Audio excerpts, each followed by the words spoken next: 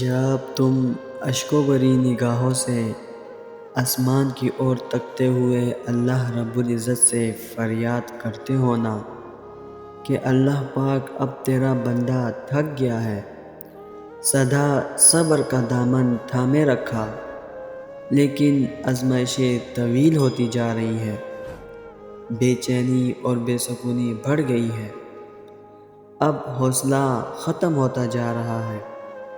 میرے مالک تو رحیم ہے، میرے حال پر رحم فرما۔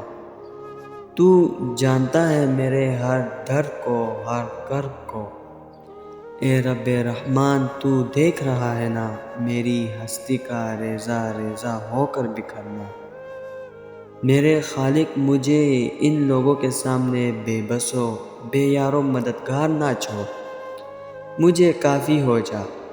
بے شک جیسے تو کافی ہو جاتا ہے، اسے پھر کسی بات کا غم نہیں رہتا۔ جسے تو مل جاتا ہے اسے سب مل جاتا ہے۔ اور جب تم کہتے ہو نا اے رب کعبہ، میرے ان خالی پھیلائے ہوئے ہاتھوں کی لاج رکھ اور مجھے ان تاریکیوں سے نکال کر روشنی کی طرف لے جا۔ بے شک تو ہر شے پر قادر ہے۔ اے میرے کن فیکون کے بادشاہ، تیرے لیے کچھ ناممکن اور نامکمل نہیں، تو پھر میری التجاؤ کو بھی قبولیت کی معراج بخش اور مجھے اپنے پاس سے اتنا عطا کر کہ سدا میرے جبین تیرے در پر سجدہ ریز رہے۔ اے میرے پیارے اللہ، میرے دل کو اپنے نور سے بھر دے، میری ہر بے چینی اور بے سکونی کو راحت و اطمینان میں بدل دے۔ اور جب تم زار و قطار روتے ہوئے اس سے اپنی ساری کہی ان کہی باتیں بیان کرتے ہوئے بس اس سے رحمت و مغفرت کی بھیک مانگتے ہو، تو کیسے ممکن ہے کہ وہ تمہیں دھتکار دے؟ وہ تو کہتا ہے کہ مجھے یاد کرو، میں تمہیں یاد کروں گا، اور ساتھ میں پھر فرماتا ہے کہ مجھے پکارو، بے شک میں بے کس و بے نوا کی پکار سننے والا ہوں۔ سنو، وہ کبھی تمہارے آنسوؤں کو رائگاں نہیں جانے دے گا، وہ ان آنسوؤں اور سسکیوں کے بدلے تمہاری زندگی میں مسرتوں اور برکتوں کی برسات کر دے گا۔ تم یہاں صبر کا ذکر کرتے ہو اور وہاں وہ اجر کا انتظام کر رہا ہے۔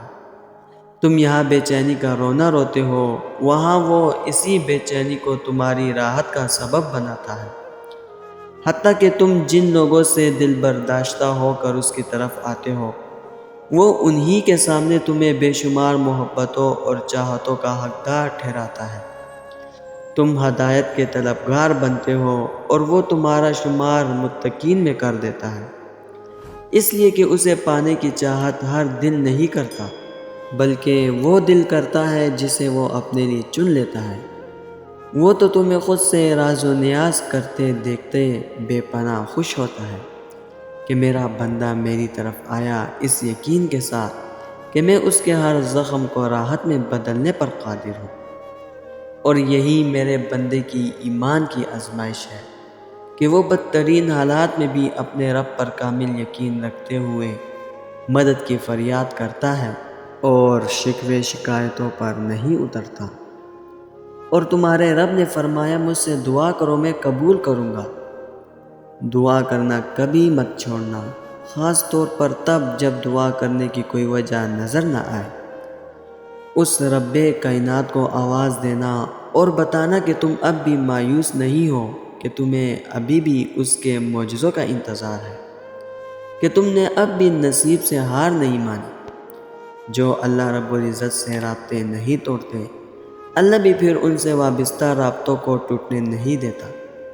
وہ جانتا ہے کہ تم پر کیا کیفیت گزر رہی ہے، وہ جلد ایسی مدد بھیجے گا کہ تم مطمئن ہو جاؤ گے۔ وہ جب تمہاری دعا پر راضی ہو جاتا ہے تو وہ یہ نہیں دیکھتا کہ دنیا اس چیز پر مطمئن ہے یا نہیں، اور نہ اس کو اس بات سے کوئی فرق پڑتا ہے کہ اس دعا کی قبولیت میں کتنی رکاوٹیں ہیں۔ وہ جب ارادہ باندھ لیتا ہے تو ناممکن کی ساری گرہیں اپنے آپ کھل جاتی ہیں۔ بس بے خوف ہو جاؤ اور ان باتوں سے بے پردہ ہو جاؤ جن کا علم اللہ رب العزت کے سوا کسی کو نہیں۔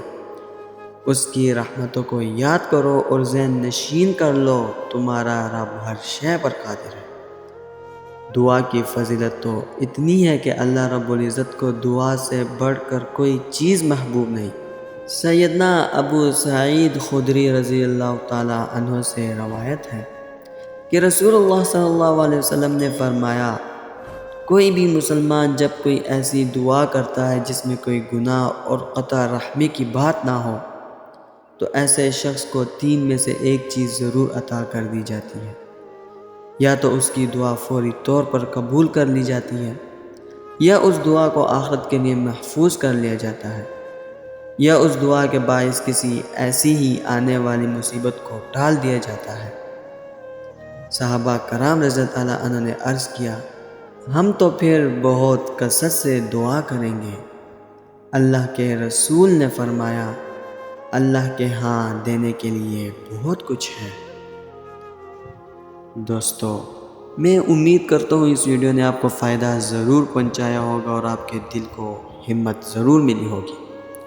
ویڈیو اگر پسند آئی ہو تو ویڈیو کو اپنے دوستوں کے ساتھ شیئر ضرور کر دینا، اور اگر ہمارے چینل پر نئے آئے ہیں تو چینل کو سبسکرائب کرنا مت بھولیے گا۔